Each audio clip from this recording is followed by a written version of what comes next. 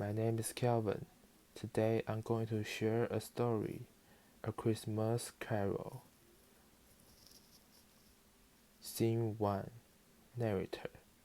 It was Christmas time in London. There was a man named Ebenezer Scrooge. He was a hard-working man, but at the same time he was a miserable, greedy, cruel, and stingy person who didn't know what generosity meant. A day before Christmas, Scrooge was working in the office. Scrooge, as always, was counting his money.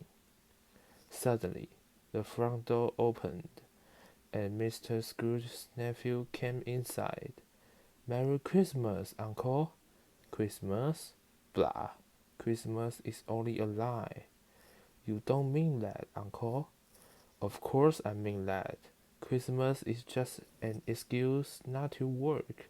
Besides, what reason do you have to be happy? You're so poor." "Come on, Uncle. And what reason do you have to be sad? You're so rich." "Blah! Don't get angry, Uncle." "Why wouldn't I? I live in a crazy world with fools. Merry Christmas? What is Merry Christmas? It's just a time to pay bills with money you don't have, where you see yourself a year older and not a minute richer. A time where you buy gifts you can't afford." "But Uncle, go celebrate Christmas your own way, and let me celebrate my way." "But Uncle, Christmas is the only day where people seem to get along just fine. It's a time of forgiveness, love, and charity. It's a time where people open their hearts to one another." "Wow, that was a wonderful speech. I wonder why you don't work for the government." "Don't get angry, Uncle, and come to our house tomorrow. My wife and I are preparing a delicious dinner. You will be our special guest." "Thanks, but no." "But Uncle, you never came to my house before." "Have a nice day." "I don't need anything from you. I don't ask you for something. Why can't we be friends?" "Have a nice day." "I'm sorry, Uncle, that you already took a decision, but I insisted in celebrating Christmas. So, Merry Christmas, Uncle." "Have a nice day, a Happy New Year, and goodbye." "As you wish, Uncle." Scene 2. Then Mr. Scrooge's nephew left the office. Scrooge returned to his desk to finish his accounts. After a few hours, Scrooge closed his account books and proceeded to close the office. When he got home, he climbed the steps to his bedroom, sat in a chair beside the fire, and started to eat his supper. Suddenly, he heard old bells ringing, and a strange and loud noise coming from the outside. "Who's making that noise? I must have fallen asleep." But the strange noise continued until he saw a ghost coming through the bedroom door. "Who are you?" "I'm the ghost of Christmas past. Get out of bed and come with me." The ghost took Scrooge through time to a small town which Scrooge started to remember. He then remembered the houses, the church, the river, the bridge, and the people. They cannot see us or hear us. They are just shadows from that past. "Look, the school is not left empty. There's a little boy, alone, forgotten by his friends. I know him, poor boy. Now let's see another Christmas." Then they arrived to a house. "This house seems so familiar." "Oh, this is my house, where I grew up." "Yes, it is. And do you recognize that little boy sitting alone reading?" It's me, as a child. But why am I? Why is he alone? You must know the answer. Because my parents were working. That is why I was always alone. That is why my Christmas was so sad and lonely. Come, take my hand. We don't have enough time. No, I have seen enough. Go away. Don't torture me. Don't blame me. I told you these were shadows of the things that have been. Take me back. We have one more stop. Our time is running out. And they appeared in the garden. Scrooge was now a young man who was sitting in a garden beside a lovely young woman. The woman was crying. I can't marry you, Ebenezer. There's something you love more than me. Nonsense. I love no other woman. That's true. You love money. You love it more than anything. There's nothing wrong in loving money. We got engaged when we were poor, and when we were happy being poor. I hope you are happy with the life you have chosen. And the woman ran away from the garden. Old Scrooge and the ghost followed her. When she stopped, Scrooge could see that she was a few years older. The woman was hugging and kissing a baby. Is that her child? Yes, he is. But he could have been yours. Stop it. Take me home. And Scrooge appeared in his own bedroom. Thank goodness, it was a dream. Scene 3. Then the clock struck. No, Ebenezer, it wasn't a dream. I suppose you are the ghost of Christmas present. Yes, I am. I am the ghost of Christmas present. I have much to show you. Grab onto my robe. Hurry, we cannot be late. Scrooge touched the hem of the spirit's robe. The bedroom vanished, and Scrooge found himself on a busy, snowy street. There were many people shopping for last-minute gifts. The stores were still open. People were cooking their best meals, and the bells from the church were striking. Everybody was attending church wearing their best clothes. Everybody was happy. Everybody looks so happy. Yes, they are. It's Christmas. What did you expect? Do you mean that they all are happy just because it's December 25? Yes. Today they can forget their problems and just enjoy being with their families. They just enjoy the food on their tables and the many blessings they receive.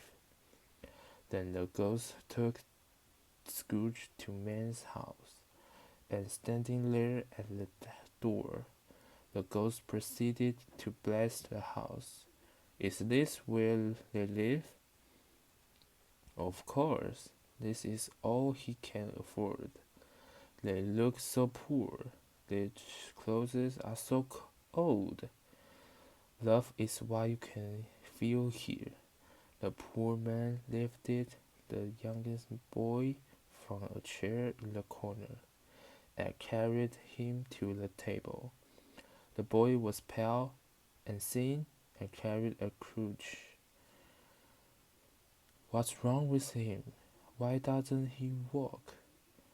He's very sick. His name is Tiny Tim, and his parents don't have money for a doctor, so maybe he will die. Die? But there must be something that can be done. Please tell me if he will die. I see an empty chair on the corner. If the future is not changed, he will certainly die. No, no. What do you care anyway? That will diminish the world population. At that moment, Scrooge realized that those were his own words, and felt sorry for himself. Then he heard his name. Suddenly, without a warning, they stood in a room. I know that voice. It's my nephew. He's having a party. Ha ha ha ha ha. He said the Christmas was only a lie. He should be ashamed. He's very funny, but not a pleasant person. You told me that he is very rich. So what, darling? His wealth is useless. He doesn't do anything with his money. He preferred to be angry at us than to have fun with us. They don't like me. No, unless the future changes. How can I change the future? Then the ghost of Christmas present was gone. Oh, I am in my own bed again. As he said, Scene 4. As he sat up, another ghost floated into the room. He was dressed in black and a dark hood hid his face. You must be the ghost of Christmas yet to come. Are you here to show me the future and how it can change? The ghost said nothing. He just gestured toward the door. Scrooge followed him to the street in front of his office. 3 men stood out front, talking and shaking their heads. I know them. I do business with them. We were friends. These men like me, even if my own nephew does not. But what are they saying about me? Poor old Scrooge. I know. I feel sorry for him. They told me he's very sick. Who's taking care of him? No one. You know that he always liked to be alone. He doesn't have friends either. Then everything turned dark, and Scrooge appeared in a foggy and cold place. Where are we? This is a cemetery. Why did you bring me here? The ghost showed Scrooge a grave. Before I get near that grave, tell me, is that the image of what it will be, or just the image of what can be? The ghost did not answer. Then Scrooge went to see the grave. Engraved on the headstone was the name, Ebenezer Scrooge. Then Scrooge fell to his knees. No, no, ghost, listen to me. I have changed. Why do you show me all this if I have lost all hope? Please tell me that I can change everything that you have shown me. I will honor Christmas in my heart. I will live in the past, in the present, and in the future. I will not forget the lessons that all of the ghosts have taught me. Oh, please tell me that I can erase my name from that grave. Scene 5. In his anguish, he took the ghost's hand, but the ghost rejected him, and Scrooge woke up in his bed. Then he heard the church bell striking. Then he saw a boy in the street and shouted, Oh, wonderful! Hey, you over there! What day is today? It's Christmas, sir. Christmas morning. Good. I haven't missed it. Here, kids. Take this money and buy some Christmas candy. Thank you, sir. Oh, little boy. Yes, sir. Have a Merry Christmas. Thank you, sir. And Merry Christmas to you, too. Scrooge dressed in his finest clothes and headed toward his nephew's house. He was feeling really happy and excited. When Scrooge reached his nephew's house, his nephew was surprised to see him. Uncle, I'm happy to see you. I'm really glad that you changed your mind about Christmas dinner. Come and celebrate the holiday with us. Yes, thank you for accepting me. His nephew's wife set an extra place at the table. We were happy to have you here. You've arrived just in time for the turkey. Thank you. I've never eaten a more delicious meal, but I have to go now. I have some other things to do and people to visit. Scrooge did more than what he said he would do. He took care of Tiny Tim as a second father would do. He was generous to everyone who came to see his door for help. Some people left to see how he changed, but he didn't care. Scrooge never saw the ghost again, but he had many friends and was always close to his family. Each time he had a meal with his friends and family, he would say, God bless us. God bless us, everyone. That's the end. Thank you.